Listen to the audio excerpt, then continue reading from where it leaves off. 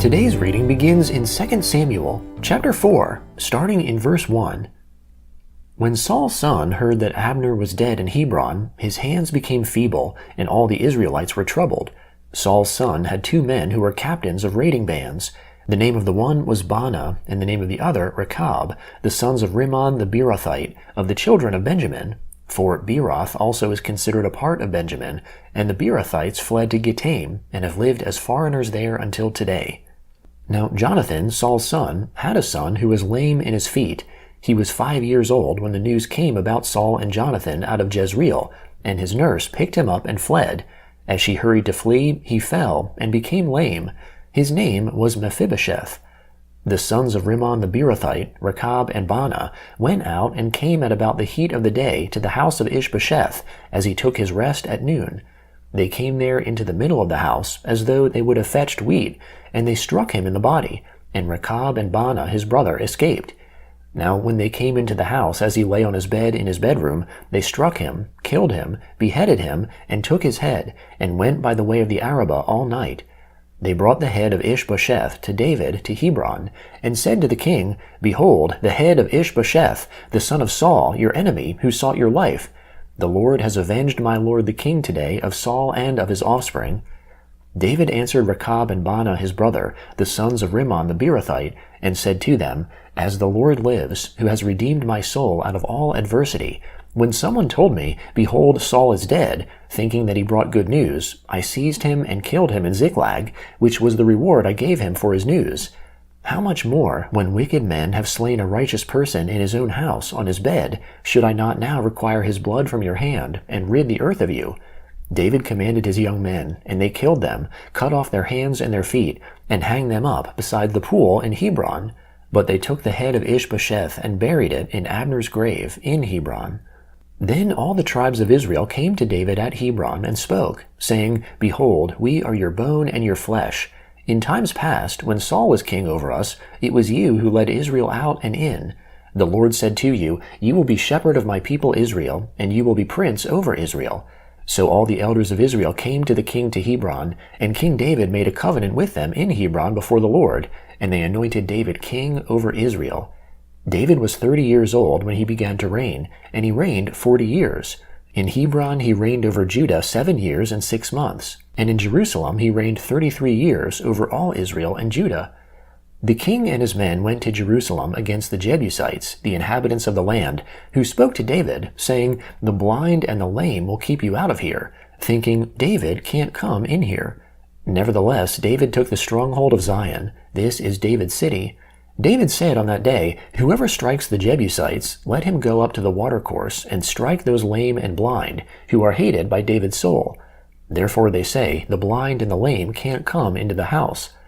David lived in the stronghold, and called it David's city. David built around from Milo and inward. David grew greater and greater, for the Lord, the God of armies, was with him. Hiram, king of Tyre, sent messengers to David, with cedar trees, carpenters, and masons, and they built David a house. David perceived that the Lord had established him king over Israel, and that he had exalted his kingdom for his people Israel's sake. David took more concubines and wives for himself out of Jerusalem, after he had come from Hebron, and more sons and daughters were born to David. These are the names of those who were born to him in Jerusalem: Shammua, Shobab, Nathan, Solomon, Ibhar, Elishua, Nepheg, Japhia, Elishama, Eliada, and Eliphalet. When the Philistines heard that they had anointed David king over Israel, all the Philistines went up to seek David, but David heard about it and went down to the stronghold. Now the Philistines had come and spread themselves in the valley of Rephaim. David inquired of the Lord, saying, Shall I go up against the Philistines? Will you deliver them into my hand? The Lord said to David, Go up, for I will certainly deliver the Philistines into your hand. David came to Baal Perazim, and David struck them there. Then he said, The Lord has broken my enemies before me, like the breach of waters. Therefore he called the name of that place Baal Perazim. They left their images there, and David and his men took them away. The Philistines came up yet again, and spread themselves in the valley of Rephaim. When David inquired of the Lord, he said, You shall not go up. Circle around behind them, and attack them in front of the mulberry trees. When you hear the sound of marching in the tops of the mulberry trees, then stir yourself up, for then the Lord has gone out before you to strike the army of the Philistines." David did so as the Lord commanded him, and struck the Philistines all the way from Geba to Gezer. David again gathered together all the chosen men of Israel, 30,000. David arose and went with all the people who were with him from Baal Judah to bring up from there God's ark, which is called by the name, even the name of the Lord of armies, who sits above the cherubim. They set God's ark on a new cart, and brought it out of Abinadab's house that was on the hill, and Uzzah and Ahio, the sons of Abinadab, drove the new cart. They brought it out of Abinadab's house which was in the hill, with God's ark, and Ahio went before the ark. David and all the house of Israel played before the Lord with all kinds of instruments made of cypress wood, with harps, with stringed instruments, with tambourines, with castanets, and with cymbals. When they came to the threshing floor of Nacon, Uzzah reached for God's ark and took hold of it, for the cattle stumbled. The Lord's anger burned against Uzzah, and God struck him there for his error, and he died there by God's ark. David was displeased because the Lord had broken out against Uzzah, and he called that place Perez Uzzah to this day. David was afraid of the Lord that day, and he said, "How could the Lord's ark come to me?" So David would not move the Lord's ark to be with him in David's city, but David carried it aside into Obed-Edom the Gittite's house. The Lord's ark remained in Obed-Edom the Gittite's house 3 months, and the Lord blessed Obed-Edom and all his house. King David was told, "The Lord has blessed the house of Obed-Edom and all that belongs to him because of God's ark." So David went and brought up God's ark from the house of Obed-Edom into David's city with joy. When those who bore the Lord's ark had gone 6 paces, he sacrificed an ox and a fattened calf. David danced before the Lord with all his might, and David was clothed in a linen ephod. So David and all the house of Israel brought up the Lord's ark with shouting and with the sound of the trumpet. As the Lord's ark came into David's city, Michal, the daughter of Saul, looked out through the window and saw King David leaping and dancing before the Lord, and she despised him in her heart.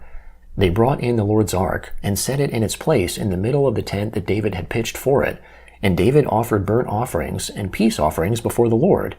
When David had finished offering the burnt offerings and the peace offerings, he blessed the people in the name of the Lord of armies. He gave to all the people, even amongst the whole multitude of Israel, both to men and women, to everyone a portion of bread, dates, and raisins. So all the people departed, each to his own house. Then David returned to bless his household. Michal, the daughter of Saul, came out to meet David, and said, "How glorious the king of Israel was today, who uncovered himself today in the eyes of his servants' maids, as one of the vain fellows shamelessly uncovers himself." David said to Michal, "It was before the Lord, who chose me above your father, and above all his house, to appoint me prince over the people of the Lord, over Israel. Therefore I will celebrate before the Lord. I will be yet more undignified than this, and will be worthless in my own sight. But the maids of whom you have spoken will honor me." Michal, the daughter of Saul, had no child to the day of her death. The Gospel of John, chapter 13, starting in verse 31. When he, that is Judas, had gone out, Jesus said, "Now the Son of Man has been glorified, and God has been glorified in him. If God has been glorified in him, God will also glorify him in himself, and he will glorify him immediately. Little children, I will be with you a little while longer. You will seek me, and as I said to the Jews, where I am going, you can't come. So now I tell you, a new commandment I give to you, that you love one another. Just as I have loved you, you also love one another. By this everyone will know that you are my disciples, if you have love for one another." Simon Peter said to him, "Lord, where are you going?" Jesus answered, "Where I am going, you can't follow now, but you will follow afterwards." Peter said to him, "Lord, why can't I follow you now? I will lay down my life for you."